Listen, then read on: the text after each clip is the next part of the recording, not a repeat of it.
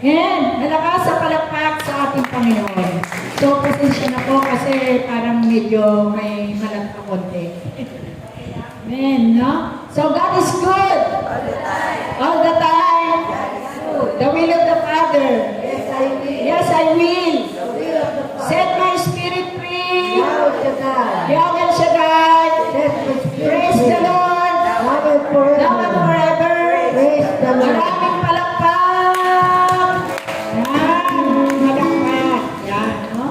So, ang ating pong ipapanayang ay ang Basic Mariology. Ito po yung maikling pag-aaral tungkol kay Maria na ina ng ating Panginoong Jesucristo. Amen? Alakas sa palakpak sa ating Panginoon. So mga kapatid, kilala niyo ba si Maria na ina ng ating Panginoon? Basis. You know? Ikaw, sis. Sino po ba yung ina ng ating Panginoon? Maria. Amen, no? Malakas sa palakpak sa ating Panginoon, no? So, ang ina ng ating Panginoon ay si Maria. Amen? Si Maria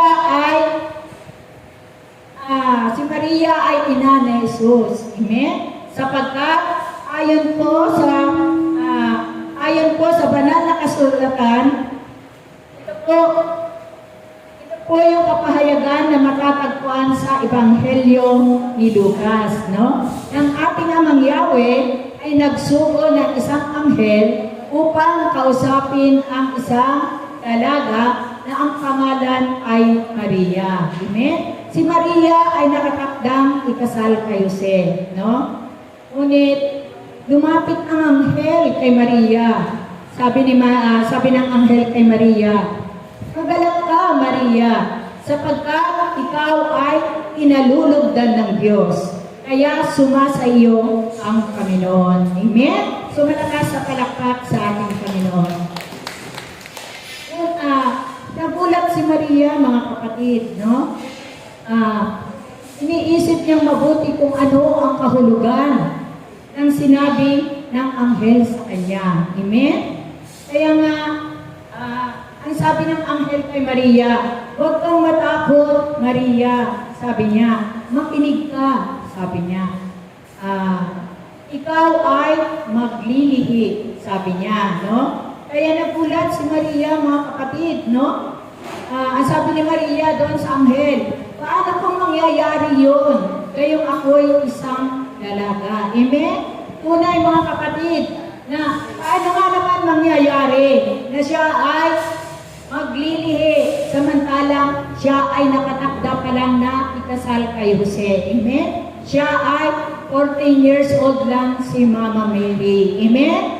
So, kaya siya ay naguluhan. Amen? Pero tanda natin, mga kapatid, no? Walang imposible sa Diyos. Amen?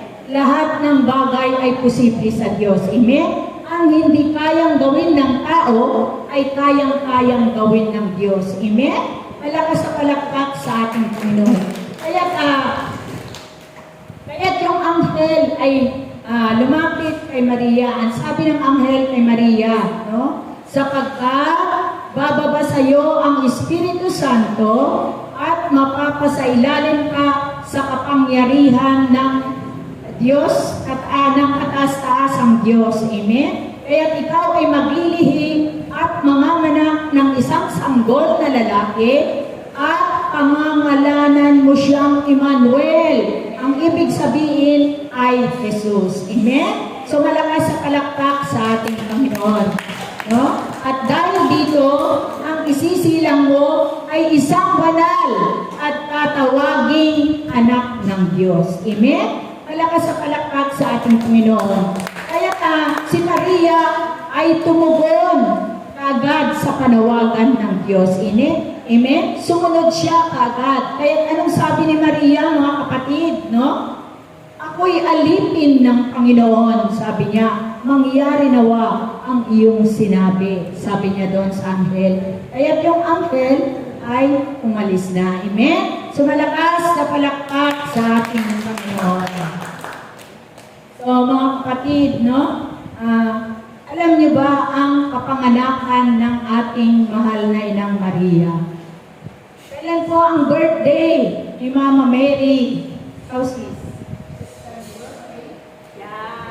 Ang galing ni Sis. No? Amen, no? Ang kapanganakan ng ating mahal na Inang Maria ay September 8, no? Kaya nga tuwing September 8 ay ipinagdiriwang ng simbahang Katoliko ang kaarawan ng ating mahal na Inang Maria. Amen? Malakas sa palakpak sa ating Panginoon. So, saan naman siya ay pinanganak? Amen? Yan. Saan naman siya ay pinanganak? Yan. No? Sirit? Ayan, no? Ang ating mahal na Inang Maria ay ipinanganak siya sa Nazareth, Galilea. Amen? No? Yan. Siya ay ipinanganak sa Nazareth, Galilea. Amen. So, sino naman ang kanyang mga magulang? Pangalan ng kanyang ama't ina. So, sino po, ano po ang pangalan ng kanyang ama?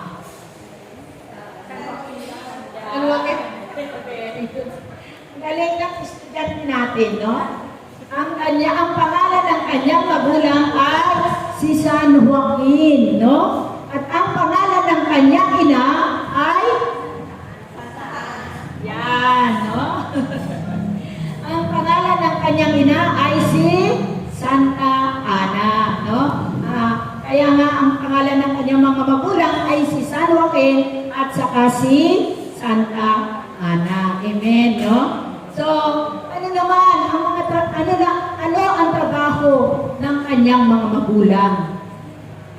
Amen, no? Para maalam natin kung anong trabaho ng ating mga magulang. Amen? Yan, amen, no? Ang trabaho ng mga magulang ni Santa Ana, ay ang mga magulang ni Mama Mary ay magsasaka o pastol na naglilingkod sa Diyos. Amen? Ay lakas o palakpak sa ating Panginoon. No? Kaya nga, sa paglipas ng panahon, no? Ang pagsasama ni Santa Ana at saka si San Joaquin, sila ay hindi nagkaanak. Amen? Kaya nga si San Joaquin ay nanalangin siya ng 40 araw doon sa ilang, no? Doon sa ilang upang humingi ng anak, no? Sa Diyos. Amen? Si Santa Ana naman, siya ay naiwan doon sa kanilang tahanan, no? At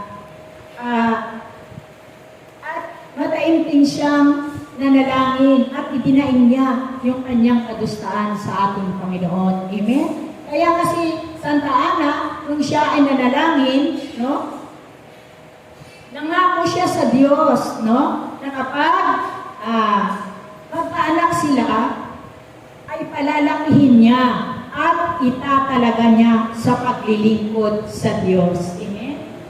Kaya nga, nung nalalangin silang mag-asawa, ito ay dininig ng Diyos. Amen? Kaya nga, sa kanilang katandaan, si Santa Ana ay naglihi. Amen? Nabuntis si Santa Ana. Amen? At sa kanyang paglilihi, tunay na walang bahid na salang orihinal ang dumumi sa kanilang anak. Amen? Kaya nga, nagalak ang mag-asawa sa pagsilang ng kanilang anak na babae na tinawag nila Maria. Amen?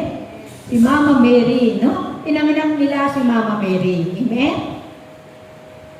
Na magiging ina ng ating Panginoon. Amen? Malakas sa palakpak sa ating Panginoon.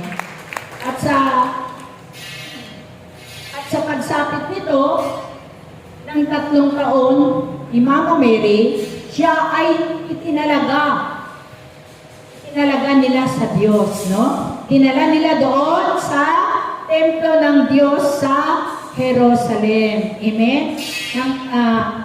Bilang handog nila, bilang doon sa pangako nila, na tinupad nila, na ang pangako nila na kapag sila ay binigyan ng anak, ay itatalaga nila sa Diyos. Amen? Kaya nga nung 3 taon na si Mama Mary, ay itinalaga na siya sa Diyos. Amen? Kaya nga siya ay dinala doon sa templo ng Diyos sa Jerusalem. Amen? Kaya para danasin ni Mama Mary doon yung buhay sa templo bilang mag-aaral. Amen? At doon, tinuruan si Mama Mary na manalangin, amen? Magdasal, mag-aral at magbasa ng Biblia, amen? At doon sa templo ng Diyos, doon siya kinumpleto ng Diyos at pinatatag ang kanyang pananampalataya, kaya siya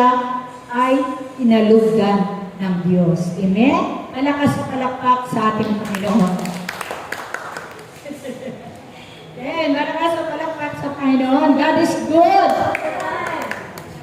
All the time. So, kailan naman itinalaga ang pagkareyna ng mahal na Birheng Maria?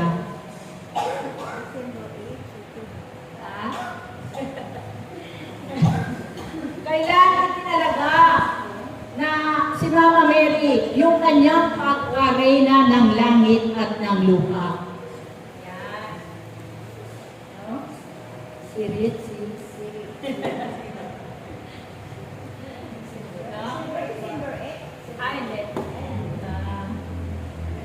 Si Mama Mary Mary ay itinalaga siya na ang kanyang pagkarena ng langit at ng lupa, siya ay itinalaga noong August 22, 1954. Okay? Kaya nga, tuwing August 22, ipinagdiriwang ang kanyang pagkarena ng langit at ng lupa. Ito ay ipinagdiriwang ng simbahang Katoliko. Amen? Kaya nga, tuwing August 22, ipinagdiriwang natin sa simbahan yung pagkarena ng langit at ng lupa ng ating Panginoon. Amen? Yan, no? Kasi yun yung pagkarena niya, no? Malakas palakpak sa ating Panginoon. Bakit siya naging reyna ng langit at ng lupa? Bakit siya naging reyna ng langit at ng lupa? Okay? Ayan, sis.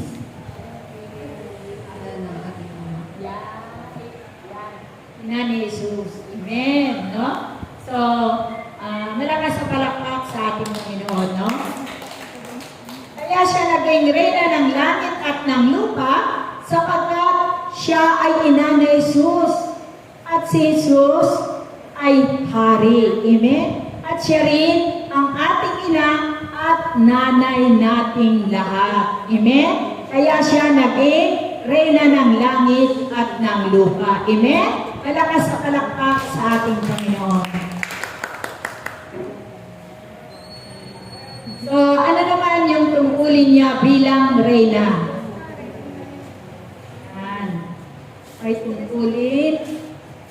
Anong tungkulin niya bilang reyna? Ang ating mahal na Birheng Maria. Amen? Susirit na, no? Ang tungkulin ni Mama Mary bilang reyna ng langit at ng lupa, siya ay naroroon sa sentrong Jerusalem, doon sa kaharian ng Ama, no? Siya sa harapan ni Amang Yahweh. Amen? Nananalangin siya para sa ating lahat. Amen? Siya ay nananaog dito sa lupa tulad ng mga anghel, no? Para tayo ay subaybayan, no? Pinupuntahan tayo para tayo ay gabayan at kausapin ni Mama Mary. Amen? Kaya nga, yun yung tungkulin niya na tayo ay ipapanalangin doon sa langit. Amen? So, malakas na palakpak sa ating Panginoon. Katulad, malakas, God is good. All the time. Kaya nga si Mama Mary ay bumababa din siya dito sa lupa. Amen? Katulad ng example yung aparisyon ng Fatima sa Portugal. Alam niyo ba yun na yung kwento na yun? Yung aparisyon ng Birhen ng Fatima? Yan, aparisyon yan sis, no? Kasi, no? Yung aparisyon ng Birhen ng Fatima, no? Ito ay unang aparisyon ng mahal na Birhen ng Fatima na aprobado ng mga obispo sa buong